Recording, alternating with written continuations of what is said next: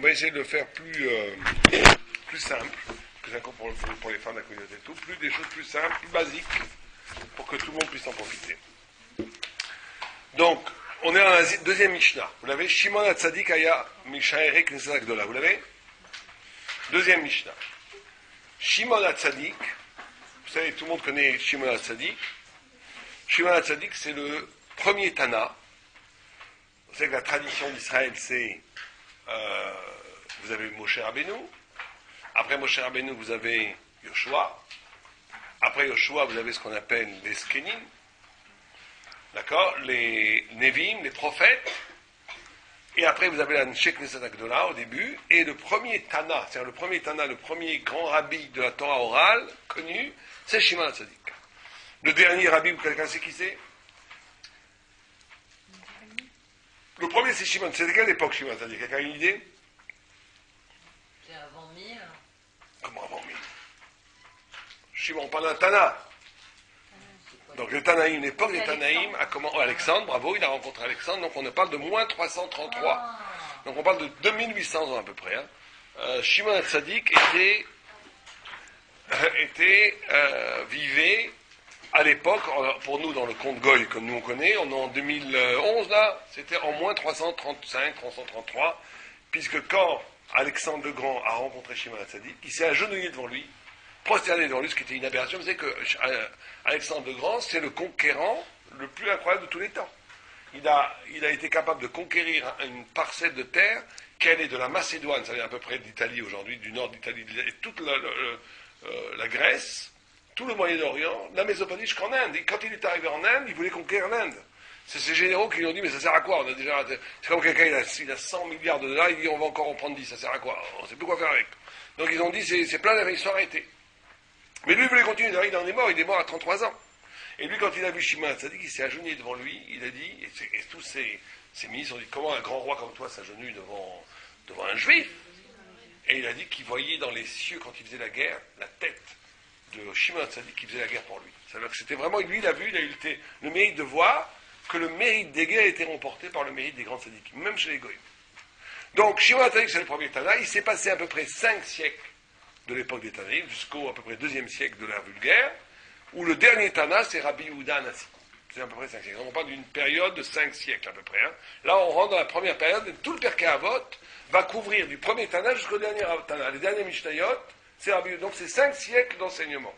Comment il s'appelle le dernier? Rabbi Yehuda Hanassi, celui qui a écrit la Mishnah. Et Rabbi Yosef Karo, c'est celui-ci? Non, Rabbi Yosef Karo, c'est pas du tout un Tana, c'est à peu près au 15e siècle de l'an, c'est à 500 ans à peu près, c'est lui qui a écrit le Shulchan Aruch.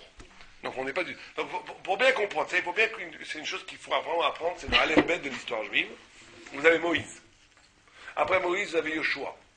Après Yoshua, vous avez les prophètes. Après les prophètes, vous avez les anciens. Après, vous avez les Tanaïm. C'est le début de la Torah orale. C'est avec Rabbi Shimon HaTzadik le premier, le dernier qu'on a dit, donc de moins 3 à plus 2 pour nous. Après, on a ce qu'on appelle les Amoraïm, qui ont écrit la Gemara. Eux, ça va à peu près du 3e siècle jusqu'au 6e, 7e siècle. D'accord? Amoraïm. Ceux qui ont écrit la Gemara, les Amoraïm. Après les Amoraïm, vous avez les Gaonim. En vérité, une autre période, excusez-moi, qui s'appelle les Saboraïm. Bon, je ne sais pas pourquoi on fait ça, c'est pas un cours d'histoire, mais je vous le dis quand même, parce qu'on en est. Saboraïm, c'est à peu près du 8e siècle, 9e siècle. Et après, il y a les Gaonim. Il y a les Gaonim. Non, tu peux t'asseoir là-dessus. Tu as une place ici. Il y a. Les Gaonim, du Gaon. Non, les Gaonim, c'est du bon rapport. Le Gaonim, il y a 2 siècles. Là, je vous parle. Le Gaonim, c'est le 8e, 9e, 10e siècle. D'accord? Donc vous avez les Gaonim. Après les Gaonim, vous avez les Rishonim. Les premiers Rishonim, c'est le Rif, Rashi, Rabbeinu Gershon, le Rambam, Maïmonide, Nachmanide, le Kuzari, tout ça c'est les Rishonim. Et après, Rabbi Yosef Karo, c'est le dernier Rishon. C'est le dernier Rishon, et le premier Acharon, si vous préférez. Et là, on est dans la période des Acharonim. Et aujourd'hui, on est dans les Acharon et Acharonim, dans les derniers des derniers. Il ne peut plus y avoir tellement de trucs, le Messie vient après. D'accord? Donc on reprend. Quelqu'un peut me redire tout, pour que ça soit clair? Le premier, Moshe. C'est pas moi, c'est Moshe, Yoshua. Moshe, Yoshua, les pères. Non, Non, les prophètes. Les prophètes. Après les anciens. Les Ta'anim. Tanaïm. Tanaïm. Tanaïm, le premier Tana, c'est Rav Shimon HaTzadik. Le dernier Rabbi Yehuda, on couvre une période de 5 siècles. De -3 et demi, même puisqu'il a rencontré Alexandre le Grand, jusqu'à 2e siècle, c'est Yehuda Nassi, Rabbi Yehuda Nassi à Tibériade. Après, il y a les Amoraïm. Après, il y a les Saboraïm. Après, il y a les Gaonim. Saboraïm. Bon, on en parle très peu, donc c'est pas grave. Il y a après les Gaonim, et après il y a les Rishonim. Et jusqu'à Rabbi Yosef Karo, et après les Acharonim. Et aujourd'hui, on est à Acharonim. Bon. Donc on commence, tout le Pirkei Avot va traverser toute la période des Tanaïm. D'accord? Donc on commence le Pirkei Avot là. On va faire 5 siècles de balade, et on commence par le premier, c'est Shimon HaTzadik. Shimon HaTzadik, oui. Je posais juste une question, c'est qui fixe la halakha? Quand on dit les sages qui ont fixé la halakha, c'est les Rabbanan. Rabbanan. Les Rabbanan, c'est de quelle époque on parle? C'est de qui? Il y a qu'on toutes peut sortes, pas non, remettre? Rabbanan c'est les On peut Tanaïm. pas remettre. Quand on parle des Rabbanan, c'est les Tanaïm, on parle de cette période-là. De -3 plus 2. D'accord. -3 plus 2. Mais il y a eu après encore énormément. Jusqu'à aujourd'hui, on fixe la halakha. C'est Aujourd'hui, mais jusqu'à aujourd'hui. Mais l'ordre, si vous voulez, contre qui on peut pas aller, on peut pas aller. Non, alors justement, un Amora, ah oui, c'est très important ça. On peut pas aller contre Un Amora ne peut pas se battre contre un Tana. Voilà, c'est ça.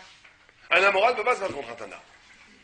Un Gaon ne peut pas un Saborain ne peut pas se battre contre un Amorin. Quand tu dis se battre, c'est verbalement? Non, c'est qu'il ne peut pas dire ne pas être d'accord. Moi, je peux pas dire je suis pas d'accord avec Rabbi Yosef Karo, c'est n'importe quoi. Oui. Ça, c'est très important parce que c'est ce qui nous différencie avec les hérétiques. Par exemple, les réformés, où ils vous disent, mais moi, je suis pas d'accord avec Rabbi Yosef Karo. Après, vous dites ça, vous leur donnez 2 claques. Vous ne parlez pas avec. C'est de l'insolence incroyable. Boum, boum, de claques, et vous ne discutez pas. Mais nous, la Gemara, elle dit... Les Non. gens, en général, ils sont Non, bien sûr, mais la Gemara, elle dit, si tu les prends pour des anges, tu es un homme. Si tu les prends pour des hommes, tu es un âne. C'est ça que la Gemara, elle dit. Il y a une irritata d'or. Plus qu'on descend, c'est aucun... Maïmonide, aujourd'hui, il verrait les rabbins d'aujourd'hui, il dirait, mais ils sont où les rabbins? Une descente énorme par rapport à... Une descente énorme. C'est une chute vertigineuse. Et nous, par rapport aux rabbins qu'il y aura dans un siècle, on sera les grands rabbins. C'est toujours comme ça. Enfin, nous, je veux dire, les grands d'aujourd'hui, les grands comme Rabbi Yochaim Kanevsky, les Rabbi Ovadia Yosef, tout ça, seront des immenses dans 100 ans. Donc, c'est toujours comme ça. C'est toujours comme ça. Maintenant, ce qu'on dit ici, c'est que Shimon HaTzadik... Mais qu'est-ce qui fait la grandeur d'un sage, c'est par rapport à ses écrits? Par rapport à sa sainteté et ses écrits. Mais il y a plein d'immenses sages qu'on n'a pas écrit d'eux, c'était des immenses, on ne les connaît pas. Ah ouais? Ah oui. Et alors comment on sait? Regarde, le Rimigash, qui était le... Alors ça, comment on le sait, tu as raison, c'est très intéressant. Il y a une élection naturelle qui se fait en Israël, C'est ça. qui est divine. Parce qu'il y a des gens qui connaissent, moi je connaissais un arabe qui connaissait tout le chasse, il n'a jamais eu le mérite d'être connu, d'enseigner. Mais très souvent, ces gens-là, c'est parce qu'ils ont un petit problème. Un, il joue au jeu, l'autre, il regarde peut-être un peu trop à droite. C'est-à-dire que Dieu, il fait en sorte que celui qui n'est pas saint, 100%, ça ne sort pas sa Torah. C'est comme ça. C'est comme ça. C'est extraordinaire de voir ça d'ailleurs. Tu vois que les grands d'Israël, c'était tous des saints. Il n'y a pas d'élection, non. Ça se passe de façon spirituelle. On voit le Ramban, alors qu'il y avait de très grands sages, qui étaient d'ailleurs des tzadikim, qu'on le droit, mais qui n'étaient pas 100%, ils avaient un petit problème. Et bien ces gens-là, on n'en entend plus parler. C'est comme ça. Parce que la Torah ne supporte pas la défaillance. Pour être dans la lignée des grands arabes, il faut que tu sois parfait. Chaim Taïeb Lomet, il était buveur, non? Et alors, ça lui enlevait pas de sa... Ne parle mal de mon ancêtre, attention. Ça lui enlevait pas de sa... Pas du tout. Au contraire, il buvait la boucha pour élever son esprit, pour amener des chilushim de Torah extraordinaires. Ok, bien sûr. Ah oui. Ça, il buvait comme ça. Et on voit bien que c'était miraculeux. Tu sais combien de temps il a vécu? Rabbi Haïta, il est mort à 97 ans. Et ben ça lui aussi, il est mort à 97 ans. Donc on voit qu'il vivait au-delà de la nature. Bon, on ne conseille pas de faire ça à tout le monde, il faut faire attention. Mais... Ok, donc Shimon HaTzadik Ayam Isharik. Donc, Shimon HaTzadik, il était Kohen Gadol d'abord. C'était celui qui restait de la grande assemblée, de la Knesset Ashtag Agdola. Ou Ayaomer, il disait, Al Shoshat Varim Haolam Omed, le monde tient, bonsoir. Le monde tient sur 3 choses. D'accord? À la Torah, sur la Torah, sur la Avoda et sur la Gimilut Chasadim. Donc le monde, les 3 piliers du monde, c'est quoi? La Avoda, c'est pas comme certains veulent traduire le travail, hein. C'est le travail dans le temple, c'est le sacrifice dans le temple, qui est aujourd'hui remplacé par la tfila, par la prière, et sur la Torah, bien entendu, Enfin, sur la Torah d'abord, sur la Avoda après, et sur après le Chesed. Alors, on va voir Rashi. Rashi dit, Shimon HaTzadik Kohen Gadolaya, mais quand on a vu ça, à la Torah, Sheneemar, Imlo Briti Yom Velaila, Chukat Shamayim Baaretz Lo Samti. Donc, on va dire des choses très simples. On a dit ce cours, on fait des choses basiques, on ne va pas trop rentrer en profondeur, on fait des choses basiques. Ce qui est très important, parce que les cours profonds, il fallait dire hier. On fait le cours profond le mardi et le cours grand public le mercredi. Mais nous, Voilà. Et mercredi prochain, vous avez la conférence sur... là, je vous invite vraiment à y venir, parce que les gens ne savent pas ce que c'est tout Bishvat. Et c'est très important de venir, parce qu'on aura une explication sur tout le Bishvat. Dites à vos amis de venir, parce que je pense que ça va intéresser les gens. Donc, qu'est-ce que je voulais vous dire? Oui, donc on disait ici, Imlo Barati Yom Velaila, donc la Torah, comme on apporte le pasuk, en quoi la Torah était l'essentiel au monde. On dit que le monde repose sur la Torah. Parce qu'il y a un pasuk qui dit, si Imlo Barati Yom Velaila, Chukat Shamayim Baaretz Lo Samti. Si je n'avais pas créé mon alliance, c'est-à-dire la Torah, je n'aurais pas fait les lois de la nature les lois de la nature, de la terre et du ciel. Cette petite phrase de Rashi qui a l'air innocente, elle est essentielle à la, on ne va pas dire à la foi juive, parce qu'il n'y a pas de foi, mais on va dire à la compréhension de toute la Torah. C'est-à-dire qu'il y a deux façons de voir. On peut voir la Torah comme une religion, dont on a tout faux. C'est quoi de voir la Torah comme une religion? Qu'avant tout, le monde, il existe. Le monde existe. Naturel, il existe. Et à l'intérieur de ce monde, on a la plus belle des religions. Même quelqu'un qui penserait comme ça, penserait complètement à côté de ses baskets, il serait presque un hérétique. De penser que la Torah, que le monde, il existe en soi, qu'il est neutre. Qu'il est neutre. Le monde a été créé, il est neutre, il obéit à des lois naturelles, et qu'à l'intérieur de cette neutralité est apparu plusieurs peuples avec plusieurs émounotes, plusieurs croyances, et le peuple juif a eu le mérite d'avoir la plus belle des croyances, puisque Dieu s'est révélé à lui, etc., etc. Celui qui croirait comme ça a l'air tout à fait cachère. Il dit non, c'est pas cachère du tout. Pourquoi? Parce que le monde a été créé pour la Torah. C'est ça le chat. C'est pas que le monde, il existe en soi, et qu'à l'intérieur de ce monde, qui a ses propres règles indépendantes de la spiritualité, va se créer un événement qui s'appelle un événement spirituel, qui est la Torah. C'est pas du tout ça.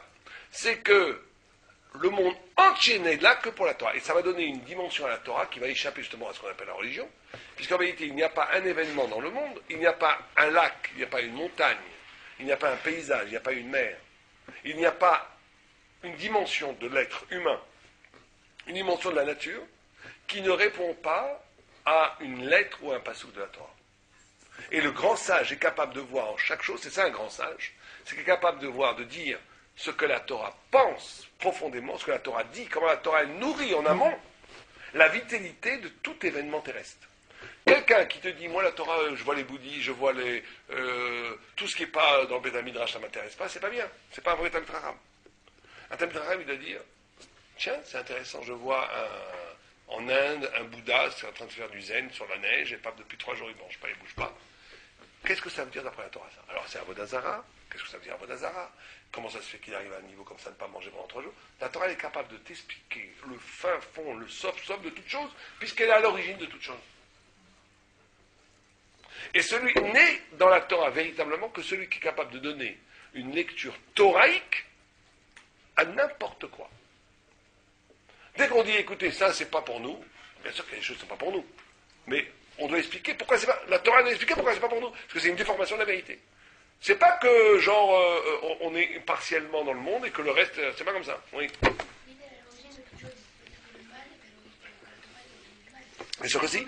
Bien sûr que si. Bien sûr que si, parce qu'il a écrit Hachem Bara. Qu'est-ce qu'il a écrit dans le Passouk? Il a écrit Yatzar Or et Bara et Akol. Vous savez que Bara et Akol, c'est une transformation. Il a écrit Barara dans le texte originel. Dieu a créé le mal. Parce que s'il n'y a pas de mal, il n'y a pas de liberté. S'il n'y a pas de liberté, il n'y a pas de mérite. C'est-à-dire que toute la raison pour laquelle Dieu a créé le mal, c'est pour que l'homme puisse choisir entre le mal et le bien, et que quand il choisit de ne pas faire le mal, c'est la liberté qui donne à l'homme le pouvoir d'être. Qu'est-ce qui fait que j'existe? C'est parce que je peux choisir. Qu'est-ce qui fait qu'un ordinateur n'existe pas vraiment? C'est qu'il est programmé, il ne peut pas exister. Qu'est-ce qui fait qu'un animal existe très peu? C'est parce qu'il a une petite liberté comme un animal, il peut, comme la Gemara dit, il peut mordre ou être gentil. Donc ça fait qu'il existe un peu, mais très peu, parce que sa liberté est très très primaire. Qu'est-ce qui fait qu'un goy existe plus? C'est qu'il a une liberté réduite à 7 mitzvot. Donc il est libre. Il y a 7 fois, il peut dire je tue ou je ne tue pas, je vole, je ne vole pas, je blasphème ou je ne blasphème pas, je trompe ma femme ou je trompe pas ou non, adultère ou pas, etc., etc. Donc il a 7 libertés. Donc il est libre. Les Juifs, ils ont 613. Multiplié par chacune, c'est des 613 000 libertés. Pourquoi? Parce qu'il y a des milliers de... Ça veut dire que plus tu as d'obligations, plus tu es libre. C'est un paradoxe. Parce que, qu'est-ce que c'est être libre? C'est être confronté au choix. Donc plus tu as de choix, plus tu es libre. Ça c'est paradoxal. Donc tu n'as plus d'un mitzvot, je suis libre de la faire ou de ne pas la faire. Donc je suis libre. Alors qu'un gars, il est libre au niveau, il n'a que 7 libertés, on va dire 7 fois le choix. Le reste, c'est pas de vrai choix. Alors que le juif, comme il est confronté à des milliers d'injonctions, des milliers de mitzvot, en vérité, vous savez que ça c'est un grand principe. Plus quelqu'un, il y a 3 parties dans la vie. Il y a ce qu'on appelle chova, l'obligation. Je suis obligé de manger cachère. Non, est-ce qu'on peut dire ça en vrai? Je suis obligé de mettre les tefilines. Vous êtes obligé d'allumer les lumières Shabbat. L'interdit. Je ne peux pas manger de cochon. Je ne peux pas frapper ma femme même quand elle m'embête et que j'en ai vraiment envie. Non, je rigole. Je ne peux pas frapper mon copain quand il y a un. Je n'ai pas le droit de frapper. Et à l'intérieur, il y a ce qu'on appelle le reshoot. Je peux sortir dehors ou ne pas sortir dehors. Je peux m'asseoir sur cette chaise ou sur une autre chaise, etc. Il faut bien comprendre ça, que plus quelqu'un est sadique, plus l'espace du milieu rétrécit. Plus quelqu'un est petit, plus l'espace du milieu est grand. Quelqu'un qui est sadique, il n'a pratiquement plus d'espace du milieu. Chaque chose, c'est un choix. Je vais sortir dehors, mais un gars de sadique, je vais dehors, mais je vais perdre du temps pour étudier la Torah. Donc ça devient une avéra ou une mitzvah. Plus quelqu'un est grand, plus l'espace du réchou disparaît. Plus quelqu'un est petit, il dit, bon, voilà, moi je fais la tefila le matin, j'étudie 1 heure, je mange, et toute la journée, c'est neutre. Bon, c'est pas négatif, mais c'est pas grand. Plus quelqu'un est grand, plus il n'y a pas un geste qui n'est pas un geste fatal, ou bien, ou mal. Plus quelqu'un grandit, plus le geste implique quelque chose de terrible, ou d'extraordinaire. Par les très très très grands sadiques, comme Rav Kanievski, Rav Yosef et tout, il n'y a plus de réchoute chez eux. Il n'y a plus une parole qui disent qu'on n'a pas une portée métaphysique. Il n'y a plus un geste qu'ils font qui n'a pas une importance extraordinaire. C'est ou bien ou mal. Il n'y a plus neutre. Bon, pour des gens plus petits, il y a des moments de neutralité. Le vrai, il va étudier comme ça, il rentre chez lui, laissez-moi tranquille 1 heure. Pendant 1 heure, je veux devenir un goy. Il y a un gars, il m'a dit, moi j'ai besoin de voir la télé 1 heure par jour. Je lui dis, mais t'es fou. Un gars ici. Il me dit, j'ai besoin de me relaxer 1 heure par jour, je suis obligé. Pendant 1 heure par jour, je suis obligé de tout. Oubliez-moi. Oubliez-moi avec la Torah. Au moins, il est honnête. Il dit, c'est-à-dire que le gars, il a besoin d'1 heure par jour qu'on le laisse tranquille. C'est trop difficile pour lui d'être toujours dans le bien, mal, Torah, pas Torah. Il a besoin d'1 heure, 2 heures de relax. Bon, c'est déjà pas mal. Il fait Shabbat, il mange kasher, il étudie un peu, il travaille, il donne son maaser, c'est formidable. Mais quand même, c'est pas le top. Le top, c'est qu'il n'y a pas de ça. Ou bien les très grands sadiques, comme ils disent, je vais me reposer. Pourquoi? Pour prendre la force pour après étudier. C'est-à-dire que même le reshoot, c'est intégré dans la Torah, vous comprenez? J'en ai fait du ski 3 jours pour prendre des forces pour pouvoir étudier 3 semaines. Je vais à la télé pour prendre des forces. Oui, mais la télé, le problème de la télé, c'est que t'es complètement avachi. T'es complètement passif. T'es bloom, t'es avachi, quoi. Faire du sport et tout, c'est actif, c'est beaucoup mieux. Donc, ça c'est clair? Donc la première yesod du monde, c'est la Torah. La Torah est un socle du monde, parce que ce n'est pas une option. Ce n'est pas une option de la vie, ce n'est pas une option de l'existence. Bonsoir. Asseyez-vous.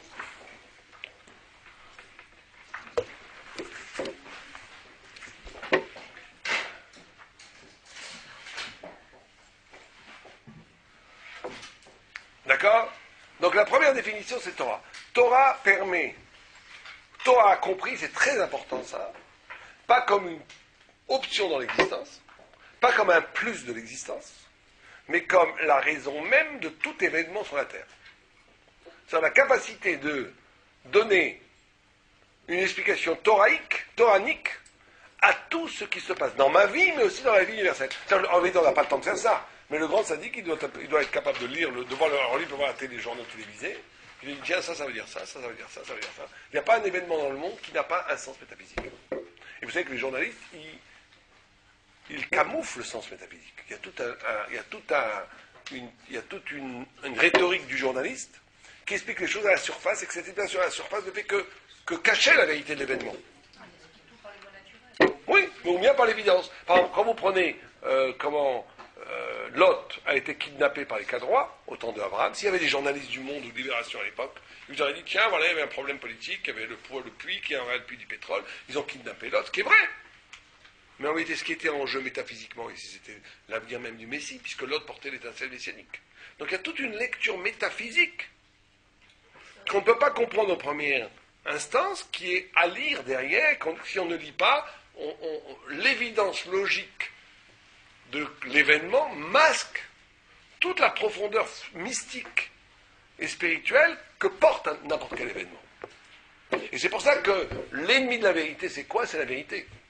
C'est qu'il y a une vérité évidente, qui est vraie, complètement vraie. L'ennemi de la vérité, c'est pas le mensonge. L'ennemi de la vérité, c'est une vérité superficielle, qui est vraie, 100% vraie. Mais tu te dis, d'accord, c'est 100% vrai, mais ça ne te dit rien, c'est pas suffisant, il faut aller beaucoup plus loin. Alors tu peux te contenter de cette première vérité. Et c'est tout le problème du juif. Le juif, il n'est pas dans le déni du réel, il accepte le réel, mais il veut donner un sens au réel. Pourquoi la loi de la pesanteur, on va te dire, il y a une loi de pesanteur. Bon, très bien. Pourquoi? Parce qu'il y a la gravité qui fait que la masse attire la chose. C'est vrai, mais alors, ça veut dire quelque chose. Alors la Torah va donner une explication pourquoi il y a une masse de gravité. Vous comprenez?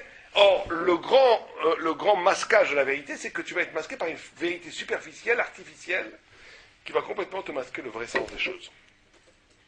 Donc la première chose, le premier amour... Non, mais on sait qu'il y a une explication théorique à tout. Bien sûr qu'on peut pas.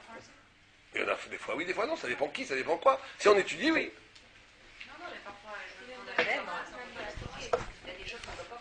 Il y a des choses qu'on peut peut-être pas comprendre, mais pas qu'on ne doit pas comprendre. Parce que la sacralisation...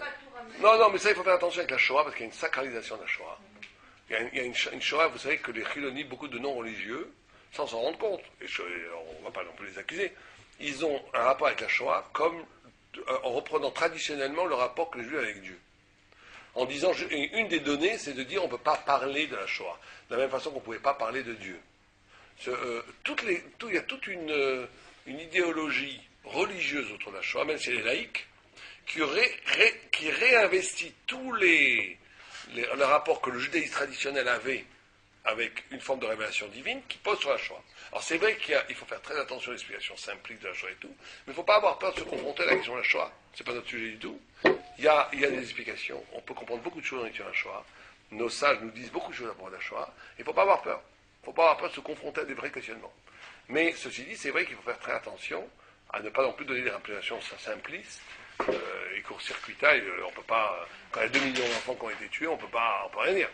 Mais ça ne veut pas dire qu'il n'y a pas d'explication. Toutes les explications, le silence de Dieu, le rétro de Dieu, tout ça c'est bidon pour nous, ça n'existe pas ça. Il y a une explication, elle est là. Simplement, est-ce qu'on est capable de la percevoir? C'est un autre problème. Bien, on continue. Donc la deuxième chose qui est dite, à la Avoda. Le monde tient, on l'a expliqué dans la Torah, maintenant la deuxième part, c'est la Avoda. La Avoda, Shel Bet Hamikdash d'Irachi. Kmo Shematzinu Betanit, il m'allait. Ok?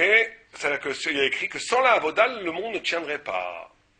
Oh, alors moi, on a une question. Comment ça se fait que le monde y tient, il n'y a plus de Bet Hamikdash? Oh, ça a été remplacé par la prière. La tfila remplace la tfila, la prière, et la substitution du travail dans le temple. Alors, il faut comprendre 2 ou 3 choses là. D'abord, on va vous poser une question un peu bébête, mais qui va nous permettre de réfléchir. Pourquoi est-ce qu'on prie? Vous savez que les Arabes ne prient pas. Enfin, ils prient, mais ils ne demandent pas dans leur prière. Pourquoi? Parce qu'ils disent Ktub. Ils disent tout est écrit. Et ils ont raison, à première vue, parce que Dieu, il sait mieux que toi ce que tu as besoin. Dieu, il sait mieux que toi ce que tu as besoin. Parce qu'il est plus intelligent que toi, d'accord? Personne ici se prend plus intelligent que Dieu, on est bien d'accord? Bon. Donc Dieu, il sait mieux ce dont tu as besoin. Deuxièmement, Dieu, il t'aime plus que toi, tu t'aimes toi-même. Vous savez ça? Plus que ça, dit Rav Shimon Radissol, il dit que l'amour que vous avez pour vous-même n'est qu'un petit épanchement que l'amour que Dieu a pour vous. Ce que Dieu, il vous aime infiniment plus que vous aimez. Dieu vous aime plus que vos parents. Dieu vous aime plus que vous-même vous aimez. Et Dieu, il est à Kol Yechol, il peut tout faire. Donc on a quelqu'un qui peut tout faire, qui m'aime plus que moi je m'aime, et qui sait exactement ce dont j'ai besoin, qu'est-ce que je vais me mettre à prier? Je perds mon temps. Pourquoi je prie? On aime demander. Pourquoi vous le demandez? Et c'est mieux que... Vous n'avez pas demandé, il va vous le donner. On est petit, quoi. Alors pourquoi il faut demander? Vous savez que les Arabes, à cause de ces couchas, moi quand j'ai lu ça dans le Maral, que les Ishmaelim ne priaient pas, j'ai dit c'est pas possible, j'y croyais pas. J'ai demandé au chauffeur de taxi en Israël, il m'a dit oui, Ham, nous on fait, ils font, vous savez que dans la Tfila, vous avez 3 parties. Vous avez Oda au début, les 3 premières prières. Les 3 dernières, c'est remerciement, c'est Jvar, au début, pardon, au début c'est Jvar, éloge à Dieu. Les 3 dernières, c'est Oda, on remercie, et les 13 à l'intérieur, oui, les 13 à l'intérieur sont des vakashot, des demandes. Ça, chez les Arabes, ça n'existe pas. Chez les Arabes, il y a les 2 premiers, les premiers et les derrière. Il y a Allah Akbar, Shvar, et on te remercie. Mais on ne demande rien, parce que demander pour eux, c'est péché. C'est une offense à Dieu, lui, il sait mieux ce que tu as besoin. Mais la première vie, c'est très fort, comme Tana. Qu'est-ce qu'on va leur répondre? Il fallait qu'on demande la pluie. Enfin, je veux dire, Pourquoi il faut demander? Si tu ne donnes plus, Dieu te la donnera. Tu n'as pas besoin, il ne te la donnera pas. Mérité. Dieu nous a donné un libre arbitre. Si on est là, on ne demande pas, c'est-à-dire qu'on attend comme ça, il Oui. faut prouver qu'on veut vraiment manifester notre Pour être actif. Mais il sait que tu veux. Non, il sait rien, il sait pas. Comment il ne sait pas? Dieu, il ne sait pas lire dans nos pensées. Pour nous demander, c'est mieux. Dieu, il sait tout. Bon, ça va nous faire, ça va faire des personnes. Pour faire quoi? Autosuffisants. Pour avoir dit, voilà. Ça, ce que vous dites, Rav Simran Issot dit. Sache que tout ce qui nous vient de lui. Ouais, ça c'est Rav Simran Issot. Ce que vous dites, vous deux, Rav Simran Issot dit ça. Moi, c'est une réponse que je n'aime pas. J'ai une autre réponse à partir d'Odra, mais il dit ça. Il dit parce que lui, il intègre dans sa réponse que la tefila sert à rien. Simplement, il dit, puisqu'en vérité, il va vous donner ce que vous deviez avoir de toute façon. Mais qu'en vérité, pour que nous, on n'oublie pas Dieu, parce que si on ne demandait pas, on ne comprendrait pas que tout vient de lui. Donc c'est pédagogique, la tefila. Vous priez pour vous rappeler que ça vient de Dieu. Ou pour avoir une relation avec Dieu. C'est ce que dit Rav Simran dit ça. Nous, on n'aime pas cette réponse. Nous, on préfère plus la réponse des kabbalistes et des chassidim. Là, pourtant, on n'est pas chassid, mais là, on aime bien cette réponse. Que non, qu'il y a deux autres réponses qui sont données. C'est une première réponse, c'est que, en priant, l'homme se modifie. Donc, en te modifiant, tu changes de mazal, enfin, tu changes de... En priant, tu changes. La prière te change de statut spirituel. Et dans ce qui... Oui, une vraie prière, je parle. Ouais, si on prie blablabla, il ne vaut mieux pas prier, c'est écrit fois ça. Que celui qui prie blablabla, il vaut mieux qu'il ne prie pas. Il vaut mieux qu'il ne prie pas que de dire vous me fermez. Donc, on parle ici d'une vraie prière. Une vraie prière va modifier ton être spirituel. Cette modification de l'être spirituel va te changer de mazal. Tu vas sortir de là où tu étais ailleurs. Quand tu es ailleurs, tu mérites d'autres choses. Donc, ça va, oui, provoquer un changement dans ta vie. Deuxièmement, c'est une réponse encore plus radicale, c'est que non. Que c'est incroyable, mais c'est vrai, que Dieu, il va te donner que si tu exprimes un désir véritablement profond, Dieu, c'est le dialogue qu'on a avec Dieu, il va te donner ce désir. Même si c'est pas bon pour toi. C'est pour ça qu'il faut faire attention. Il faut faire très attention. On dit, Agma, il dit que le voleur, il est en train de voler, il entend la sirène de police, il dit, oula mon Dieu, je fais que la police, qu'elle ne s'arrête pas là. Il prie toutes ses forces, Dieu l'écoute. C'est le Gemara qui dit ça. Alors pourtant c'est un voleur, c'est un faux Jojo, il est en train de voler une vieille grand-mère à la pauvre, c'est toutes ses économies. Oui, mais il prie. La prière a une puissance de... La prière a une puissance de... Dieu t'écoute même, il te répond. Il y a un dialogue comme ça qui se fait. Parce que justement, l'homme et Dieu ont une relation de donnant et de demandant. Il faut que ça soit comme ça. Je demande et Dieu me donne. Donc on peut vraiment changer le destin, en bien ou en mal d'ailleurs. En bien, la Gemara dit des choses incroyables. Qu'on a le droit de se marier avec une femme. On a le droit d'épouser une femme pendant des périodes où on ne devrait pas épouser, comme pendant la moelle. La Gemara dit Shema, il dit Macher.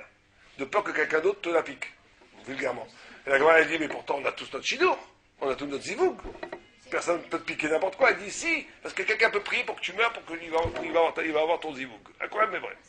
Enfin, des choses comme ça incroyables. Donc on voit qu'on peut vraiment changer le destin à partir de la prière, même le destin des autres. Mais si par exemple il y a une personne qui veut faire en priant, nous de l'autre côté, on peut faire changer le truc.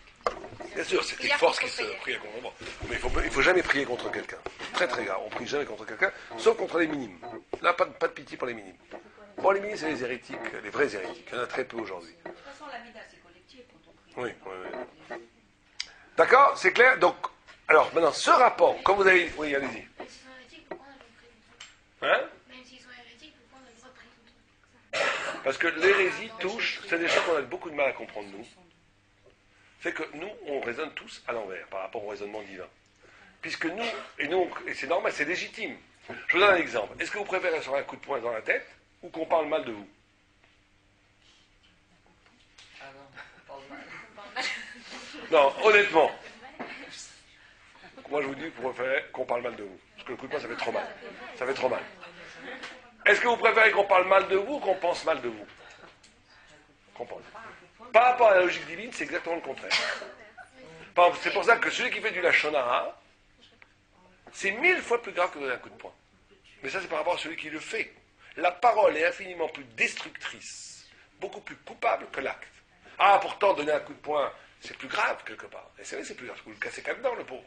Alors, vous dites du mal de lui, bon, c'est passé par l'horreur, on s'en fiche. Mais vous, pour lui, c'est moins grave. Mais pour la personne qui le dit, elle détruit son monde futur infiniment plus en disant du lachon hara qu'en donnant un coup de poing. Parce que coup de poing, c'est la matière, c'est bas. C'est bas, ça ne touche pas grand-chose. Alors que la parole, c'est déjà beaucoup plus haut, donc vous profanez. La parole, c'est la parole de Dieu. Chaque personne qui parle, en parlant le souffle, est une émanation du souffle de la Neshama, qui est le souffle de Dieu. Donc dire du lachon hara, de la médisance sur quelqu'un, on profane la parole de Dieu dans la parole, et penser, c'est encore plus proche du trône divin. Penser mal, c'est terrible. Or, penser mal, personne. On n'a jamais vu dans la Torah qu'on condamnait quelqu'un parce qu'il pense mal. Ça n'existe pas. Ça, c'est les chrétiens, pas chez nous. Pourquoi que c'est entre toi et Dieu? Mais c'est plus haut, il ne faut pas le confondre. Pour nous, l'acte est plus réel que la parole est plus réelle que la pensée. Mais dans ton rapport à Dieu, donc les minimes, je finis juste ça, les minimes, ils ont profané la pensée. Ils ont des pensées terribles. Ils ont fait la plus grave des choses. Nous, on a du mal à comprendre ça. La Gemara a dit que celui qui tue une grand-mère avec une hache pour lui voler 3 francs, après 11 mois de guéhinnom, il va au paradis, il peut être pardonné. Mais celui qui pense mal comme ça, il n'a jamais de réparation après la mort. Éternellement, il brûle en enfer.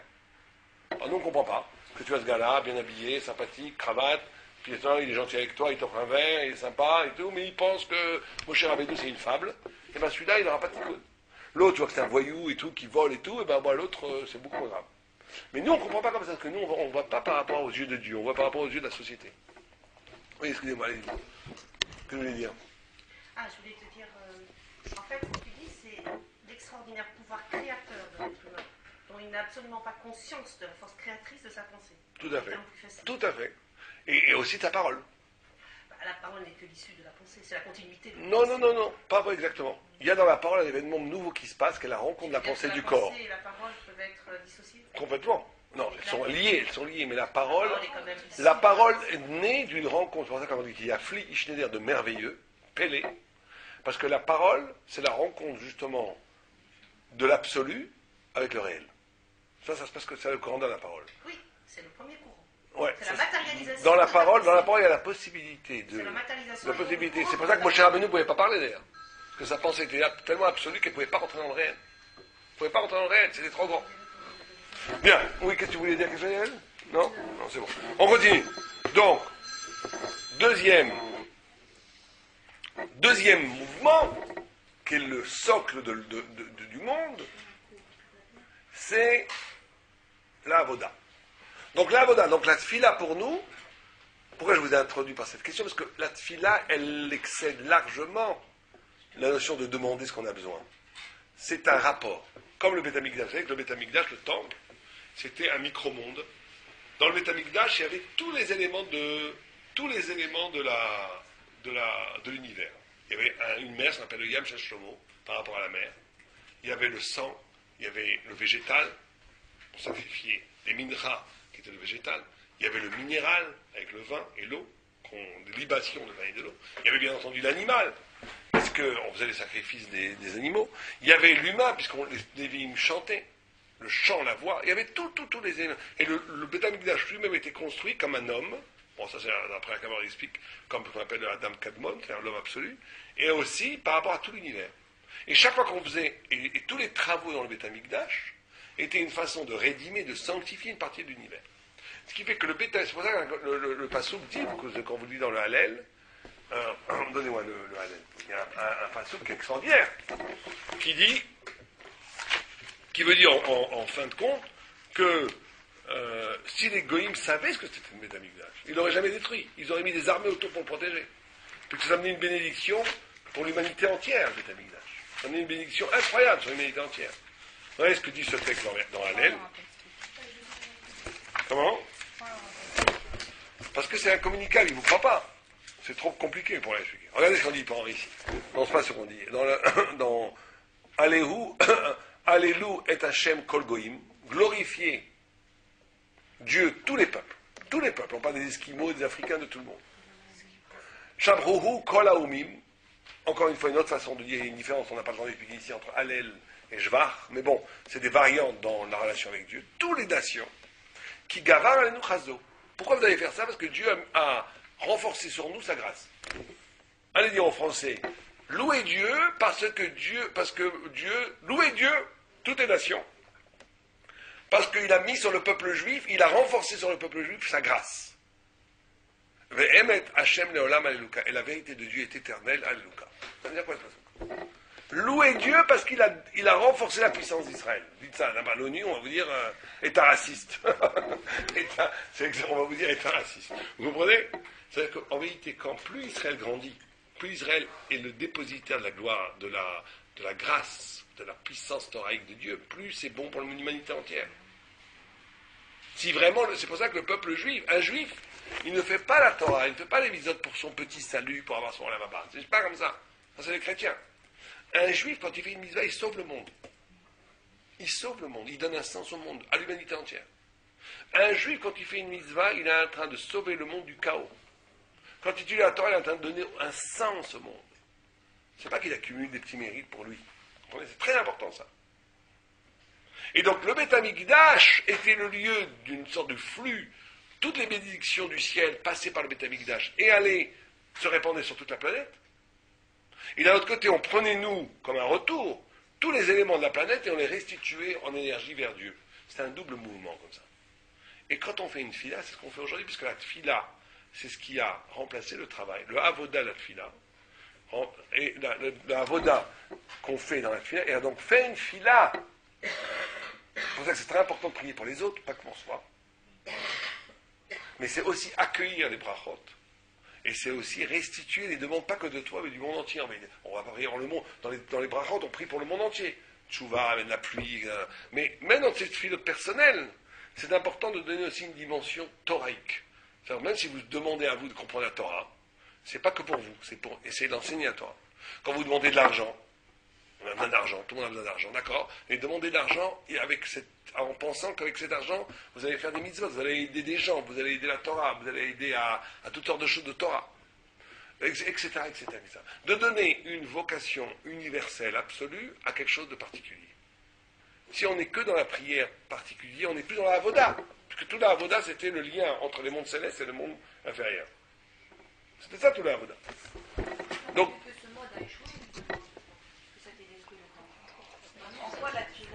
alors justement, pourquoi le temple a été détruit? Parce qu'ils sont tombés, le peuple juif l'explique très bien l'Agma, est tombé dans un rituel. Non, alors justement, regardez, la tfila, c'est quoi? C'est un travail intérieur du cœur, avodat halev. Donc tout le travail, la substitution du travail du temple par le travail de la prière, c'était une façon de faire le tikkun de l'extériorité ritualiste qui avait prédominé à la fin du temple, donc qui a été détruit. L'Agma, elle dit, quand Titus il s'est glorifié qu'il a détruit le temple, il y a une voix céleste qui lui a dit, tu as mou une farine déjà moulue. C'était déjà, le peuple juif a détruit le temple spirituellement, donc tu le détruis, tu n'as rien fait. Et donc, comme réparation, vous comprenez, tout ça est très, très, très voulu. Comme le peuple juif est tombé dans une sorte d'extériorité ritualiste de la Torah, qui a donné naissance au christianisme, comme quelque chose, comme un effet pervers de cette extériorisation de la Torah, comme un retour dans l'impureté de l'intériorité. Dieu a fait deux choses, l'exil, maintenant tu n'es plus juif. Pour être juif, il faut que tu le veuilles, dans l'exil, alors qu'avant tu étais juif parce que tu étais défini par les cadres extérieurs. Et deux, il a remplacé le travail extérieur par un travail intérieur, puisque la prière c'est quelque chose d'intérieur, d'intime.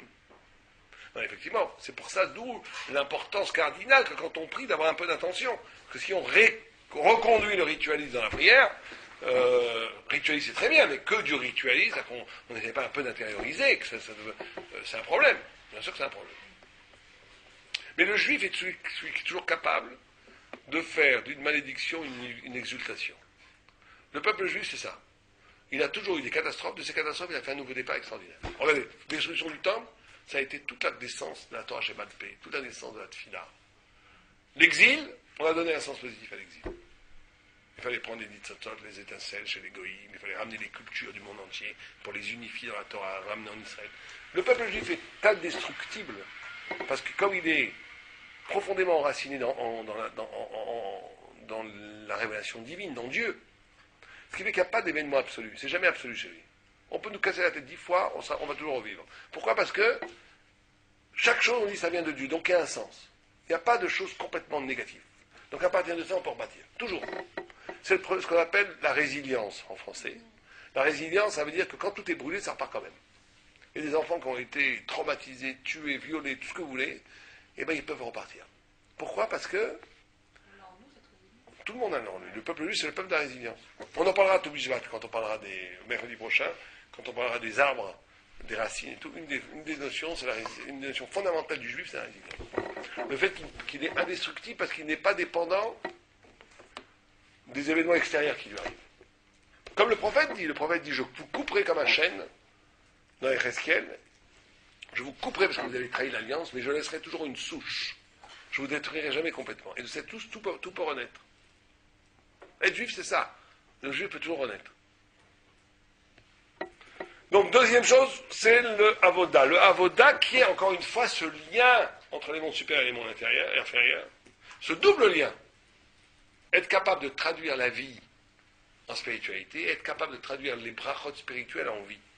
C'est deux mouvements, c'est ça le avoda. Le avoda fondamental de la vie, c'est ça. Deuxième chose qui rend que le monde peut tenir. Sans ce lien-là, le monde s'évanouirait. Troisième lien, c'est le chesed. Ve'al gimlut chasadim. Dit Rashi. C'est quoi qui d'abord concrètement Rashi dit c'est quoi chesed? D'après vous, c'est quoi chesed? Donnez-moi des exemples de chesed.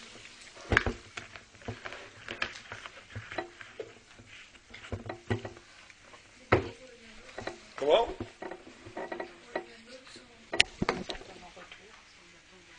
Très bien. Rachid, d'une façon plus précise, il dit par exemple Malvé Maotab Leani, celui qui prête de l'argent aux pauvres. Chez Ugadol et Azaka. C'est plus grand qu'un Zaka. Pourquoi? Les fichés Mitbayesh. Donc le chesed, c'est de donner à l'autre, on va donner une définition la plus simple possible, c'est d'être capable de donner sans que l'autre se sente redevable que tu as donné. C'est ça le vrai chesed. Donner sans, vous avez dit sans attendre de retour, très bien, mais c'est même plus que ça, en faisant que l'autre ne sente pas que tu lui donnes, c'est le plus grand chesed. Il y a un problème dans ça, c'est que l'autre, c'est que les rabbanim sont très très makpides. On remarquerait ça, les grands rabbanim, ils sont très très makpides sur la notion de akaratatok, de reconnaissance. Quelqu'un qui n'est pas capable d'être reconnaissant, il y a une réaction terrible des rabbanim. Parce que là, ne pas être reconnaissant, c'est la pire des choses pour un Torah.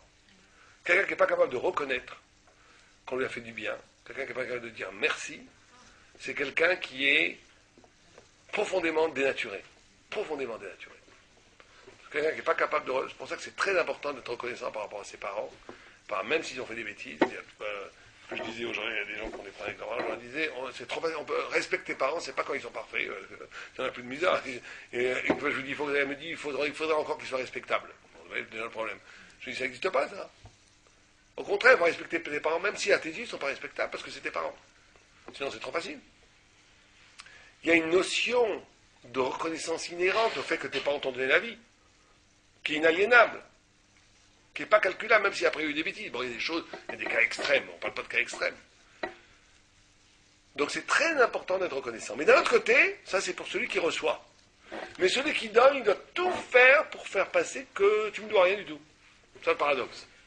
C'est pour ça qu'on dit qu'il vaut mieux que la personne ne sache pas. Ouais, c'est la plus grande misère de Zdaka, c'est de donner sans qu'elle sache vous donner. C'est très difficile à faire ça.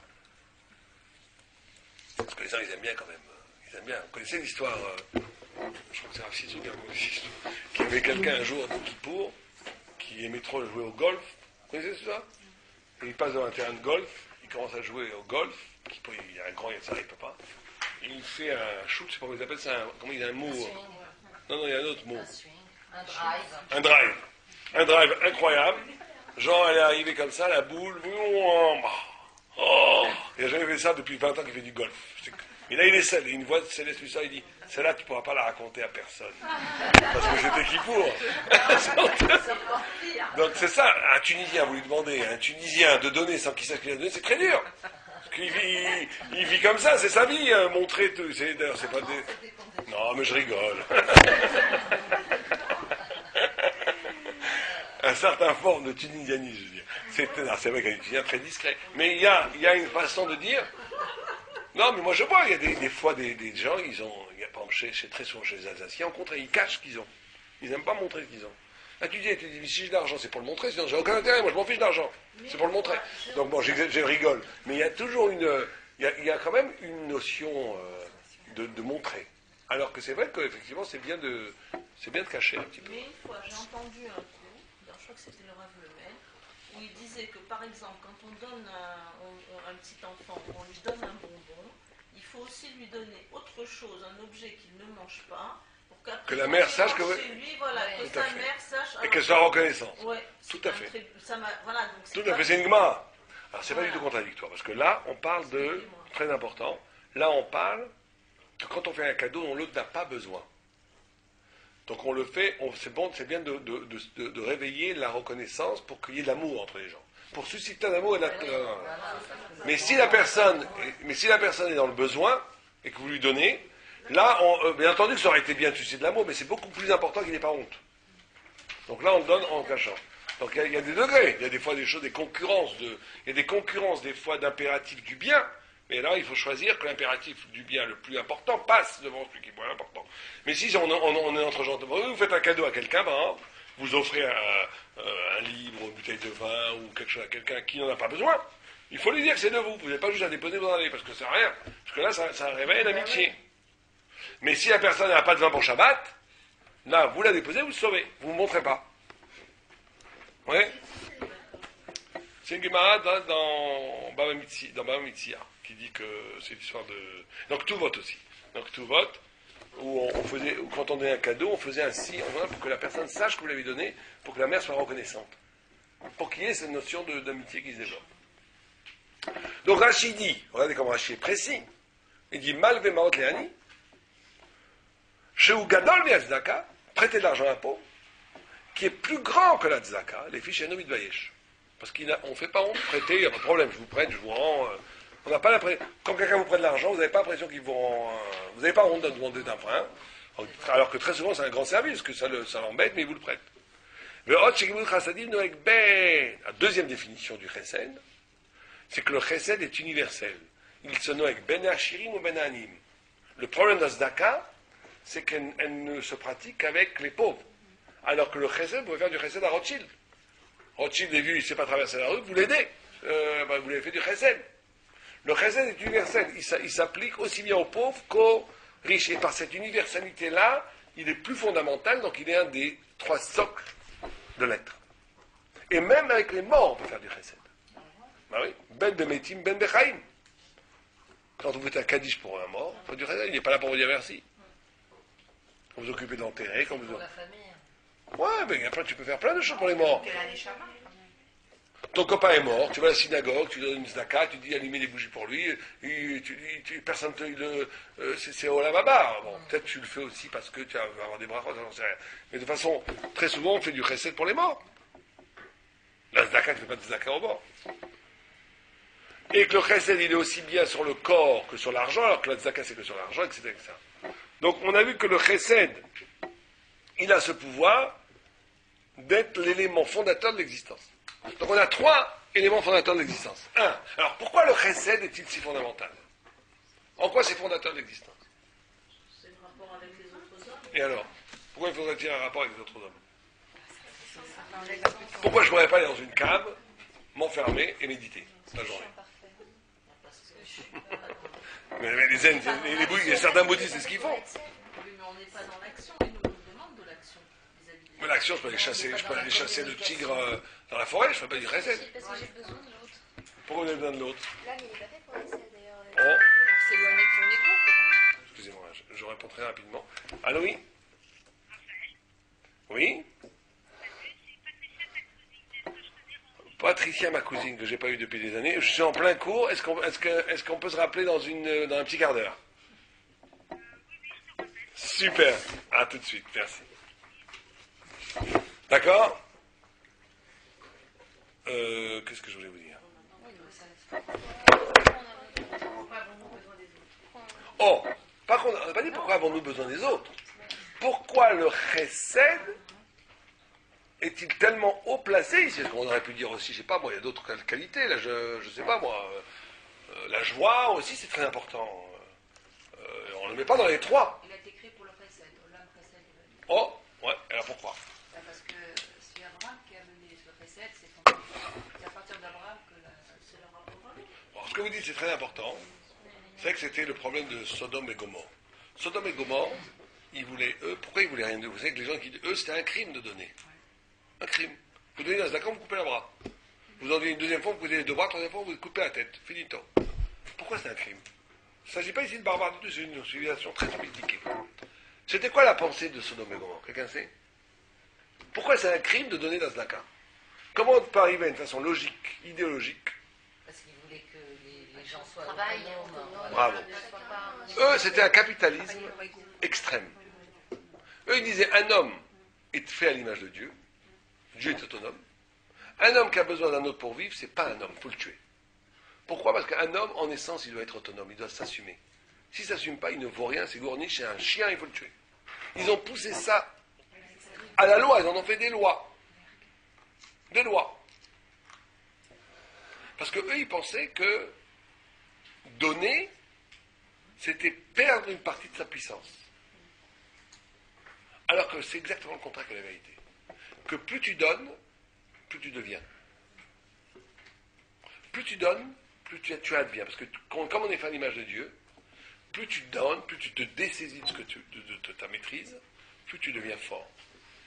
Il y avait un rave qui disait, on n'a que l'argent qu'on a donné. Tout ce qu'on a donné, on ne pourra jamais nous l'enlever. Alors que l'argent qu'on a, c'est aléatoire, il peut partir du jour au lendemain. Donc l'argent que tu as donné, c'est fini, c'est à toi éternellement. Jamais on te l'enlèvera. Jamais. Mais ça veut dire quoi, ça? Ça veut dire que profondément, c'est une idée très importante à comprendre, c'est que la structure profonde de l'homme, elle n'est pas égotique.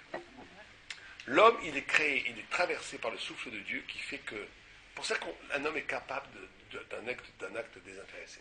Ce qui paraît aberrant. Comment je peux faire un acte? Pourquoi est-ce que je vous donnerai d'argent? Expliquez-moi, c'est à moi, pourquoi est-ce que je me séparerai de la moitié? Vous avez faim, je suis en train de manger mon grand sandwich. Je dis, bon, allez, je vous en donne la moitié. Pourquoi je vous donne la moitié? Moi, c'est moi, vous, c'est vous qui avez parlé de moi. Pourquoi voulez-vous que je vous donne la moitié de mon sandwich? Qu'est-ce qui va me pousser à le faire? C'est qu'en vérité, profondément, je suis constitué par l'autre. L'autre, c'est moi. Pourquoi? Parce qu'on est tous unis par une onde spirituelle qui est le fait qu'on est tous créés par Dieu. Et que l'homme ne devient lui-même que quand il a compris que son ego est un imposteur. L'homme ne devient lui-même que quand il a compris que ce qu'il croit être lui, c'est une illusion totale. Que son vrai lui, c'est une partie intérieure de lui, qui est universelle, qui est la parole de Dieu, et qui le rend responsable de chaque humain sur Terre. Quand quelqu'un il comprend ça, il devient, d'une façon différente, dans une posture existentielle différente que l'ego, que l'affirmation, que la maîtrise, que la voix. Il devient, il est. Parce qu'il sait qu'il est concerné partout. Il n'y a pas une chose au monde qui ne le concerne pas. Il n'y a pas une souffrance humaine qui ne le concerne pas. C'est pour ça que les grands sadikim, quand vous allez les voir, ils sont capables de vous aider. Parce que c'est pas théorique. Ils souffrent dans votre souffrance, ils sont joyeux pour vous. Ils sont capables d'être avec vous parce qu'ils sentent ils ont l'empathie. L'empathie, c'est la qualité principale. Le manque d'empathie, c'est une infirmité incroyable. L'empathie, c'est la capacité d'être avec l'autre vraiment. Et pourquoi? C'est pas magique. C'est parce qu'en réalité, on est tous... Moi-même, au plus profond, je suis structuré par une dimension qui n'est pas moi-même, qui est Dieu. Et Dieu, c'est tout. Vous comprenez? C'est pour ça que c'est un des trois fondements. Le chesed révèle l'être. C'est pas de la morale ici, ou bien de la charité chrétienne. C'est que le chesed, il a le pouvoir de révéler l'être. L'être est essentiellement altruiste. L'être, en essence, il est altruiste, il est don. Parce que l'être est bâti par Dieu étant le phénomène premier. Vous comprenez que quand Abraham Avinu a compris que Dieu a créé le monde, c'est parce qu'il avait la qualité très saine. La qualité très saine, c'est de comprendre que le monde a été créé par chesed. Dieu a découvert que Dieu avait un créateur parce qu'il a dit, comme lui il a été sensible à cette notion d'amour, il a dit le monde entier est un acte d'amour. Le fait qu'il y a de l'être plutôt que rien, c'est extraordinaire, c'est un acte d'amour extraordinaire. Dieu n'a besoin de rien. Donc quand tu crées le monde, c'est un acte d'amour. Donc le début de tout, c'est le chesed. Sans chesed, il n'y a rien. Puisque pourquoi Dieu crée le monde? Sans aucune raison, par pur chesed. Donc l'essence de l'être, le début du monde, c'est le chesed. Donc quelqu'un qui n'est pas capable de chesed, il se coupe de la source même de son existence. Ok, on a fait les trois choses, on essaie de faire l'heure, on a fini l'heure. Allez-y. On dit que Dieu il crée le monde par chesed. S'il crée vraiment le monde par chesed, il n'y aurait pas la notion de mitzvot et il donnerait son... Oh, vous faites l'erreur de Bilam. Parce que l'erreur de Bilam. Quelle est l'erreur de Bilam? Vous savez que Bilam, il croyait, il connaissait la seconde qui pouvait détruire le monde. Tout. C'est ça? Bilam, on dit qu'il connaissait une seconde, après il pouvait dire dans ce mot-là détruire le monde.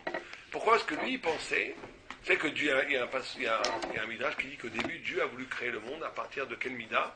De din. De din. Et qu'après, il a vu que ça ne marcherait pas, parce que le monde serait détruit au bout de 2 minutes. Donc il a shutaf imo midat harachamim. Donc la première fois, quand on voit ça, on a l'impression que qu'est-ce qui est premier?